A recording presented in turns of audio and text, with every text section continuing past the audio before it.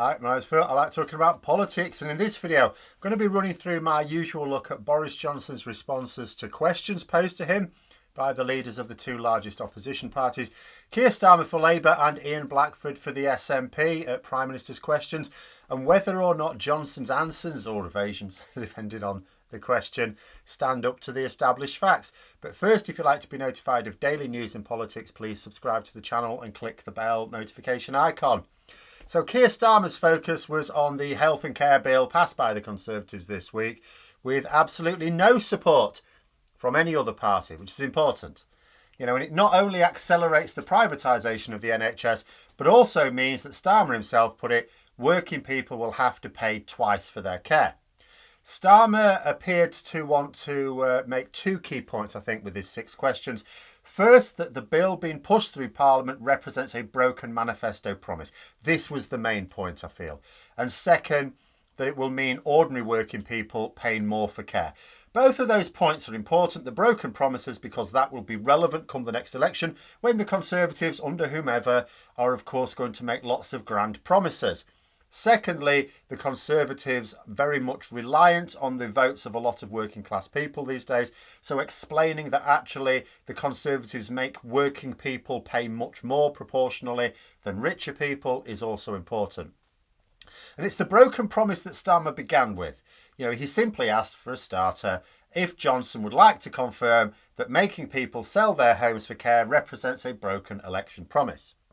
So before we get on to Johnson's defence, let's look at that election promise. In bold, on page 12 of the Conservative Party manifesto from 2019 was the line, "Nobody needing care should be forced to sell their home to pay for it." Now, I could also point out that the same paragraph promises to build a cross-party consensus. Now, I get that cross-party consensus doesn't have to include every single party. It doesn't even have to include the largest opposition party, though the word consensus does imply it. But the voting for this bill doesn't even satisfy the loosest possible definition of cross-party consensus, because only Conservative MPs voted for it. Not a single MP from any other party supported it. So that was a broken manifesto pledge right there. But the idea of forcing people to sell their homes for care was something that a majority Conservative government absolutely had control over.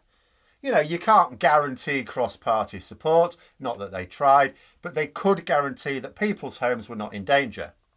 And Boris Johnson did indeed say that homes would be disregarded if people are still living in them, in that, oh, you won't have to sell your house. He also said there was a deferred payment scheme.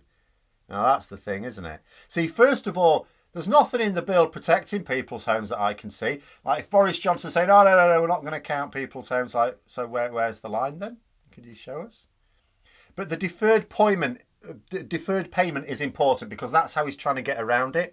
So that implies, what Johnson's saying here is that you are going to have to sell your home for care, but you don't have to move out. So you're going to carry on living in it, and then the house is forfeit once you leave it, whether that is to move elsewhere or by passing away.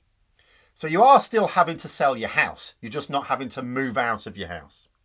You know, you'll remain a resident of someone else's house, which means you will not be able to move because you'll no longer have the money to be able to afford it. You know, you won't be able to leave your house to anyone when you go. Also, if the care you need means moving into a care home, and I'll bet the government makes sure it does, then this new system still means you lose your home. It's gone. Basically, what's happened is that the cost of care for someone is going to be said, right, if you need care, you're going to have to stump up £86,000 yourself. After that, the government will pay, apparently. But everyone has to pay £86,000. It's not means tested. It's a flat fee. Doesn't matter whether you're rich or poor, £86,000. So if your house is worth, I don't know, about 1.1, 1.2 million pounds, like the average house in Boris Johnson's constituency, then you only need to release equity equal to about 7 or 8% of the value of your home. If you live in a much less affluent northern town, you may well need to release all of that equity. And even then it might not be enough. And as you won't be able to remortgage the full value of your house when you're elderly, you will be selling. Starmer pushed him again, and Johnson again insisted that homes will be disregarded in these rules. They won't, not without you inserting a line saying so. And now it's had its third reading. I'm going to guess there's no more lines to come. The Lords may put one in, but then it'll be taken out. You know, and if there is a line in there, and I've had a look for it, if there is a line in there, there's a lot of MPs seemingly not aware of the relevant clause, even Conservative MPs. Maybe the government should point it out. So then Starmer asked, OK, if you're saying that they don't have to sell the home, how are these people supposed to stump up this £86,000 that is needed to fund their care? Johnson didn't seem to have an answer to this, only adding that Labour haven't put forward any plans themselves. In point of fact, they have. In fact, they had explained how they were going to approach the problem for the 2019 general election, when Boris Johnson was merely promising a plan with cross-party support at some unspecified point in the future. Labour had already set theirs out. Starmer persisted with the broken promise line, which will be important at the next election. He said that people would be forced to sell their homes. This was a broken promise. Just like he said the promise not to put up tax, to build 40 new hospitals, and his specific promises for the railways in the north of England. In defence, all Johnson seemed to be able to do was boast about how he voted for HS2, even though he admitted that it would be bad for the people he was supposed to be serving.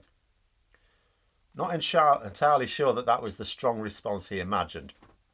But then this is someone who thought it would be a good idea to talk excitedly about Peppa Pig to a room full of major business leaders at the CBI conference this week. This would be after talking about James Bond to an international climate conference and Superman when laying out the COVID plans he had in early 2020, which lasted all of about, 3 weeks?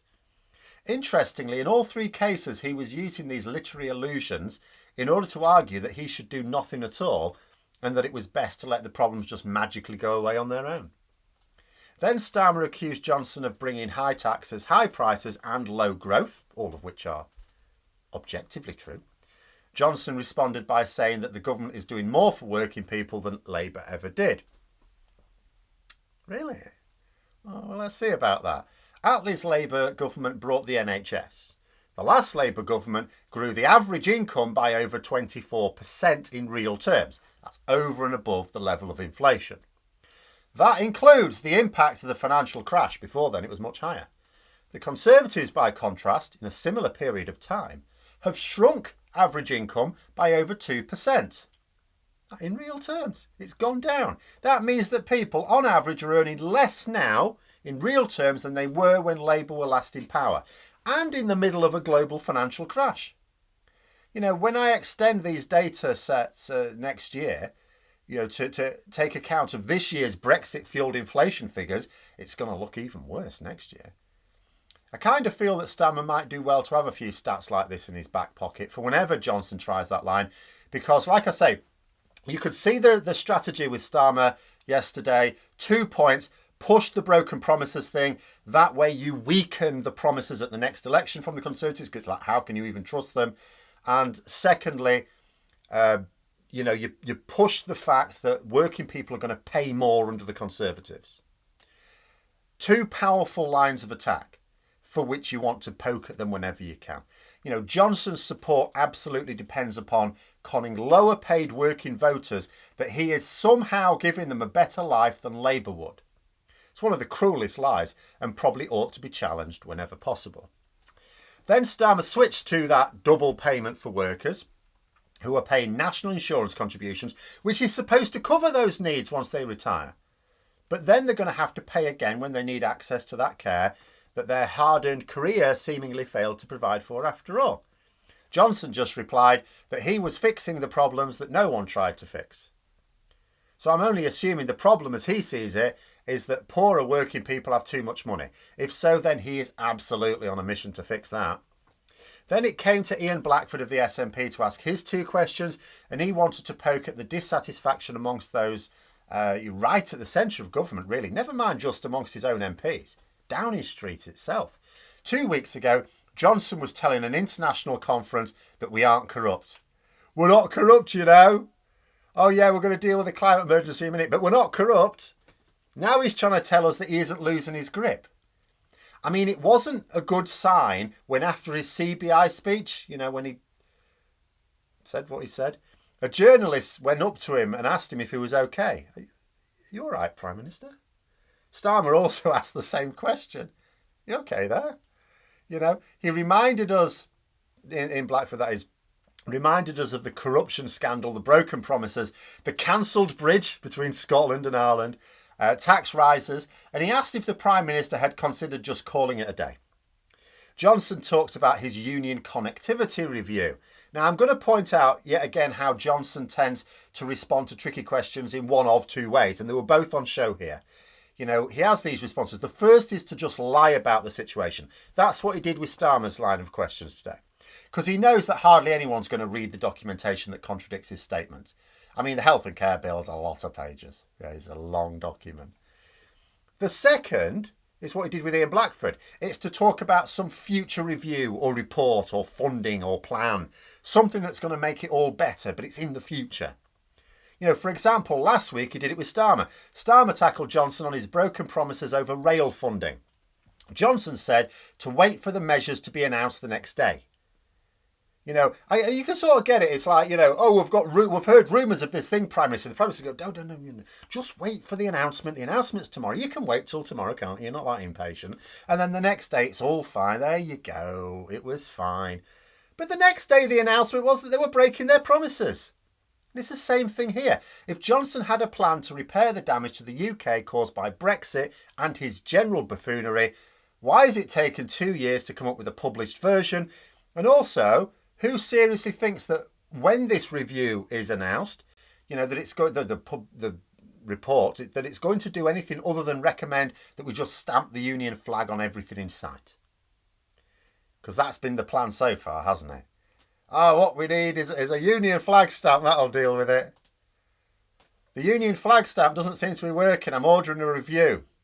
The review will conclude. I mean, we could reverse Brexit, Prime Minister. No, we're not doing that. Right. I mean, you could step down. No, we're not doing that. All right. You could devolve more power to the Scottish Parliament. No, we're not doing that. Right. Union flag stamp it is.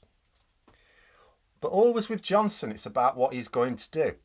Never what he's done. Because in years of being Mayor of London and over 2 years of being Prime Minister, he hasn't actually done anything. You know, his only accomplishments are gold wallpaper, free takeaways and a history's worst Prime Minister plaque. You know, Blackford used his second question to hint at the disquiet in Downing Street, because this is spectacular. You know, the heart of Boris Johnson's government are now briefing against him. Why is the Prime Minister still clinging on, Blackford asked. To which Johnson just complained about Blackford playing party politics, which would be a less hilarious complaint if Johnson didn't do the same throughout the exchanges. For example, he was asked a question later on by a Liberal Democrat MP. And his response was that his government was better than it would be under Labour.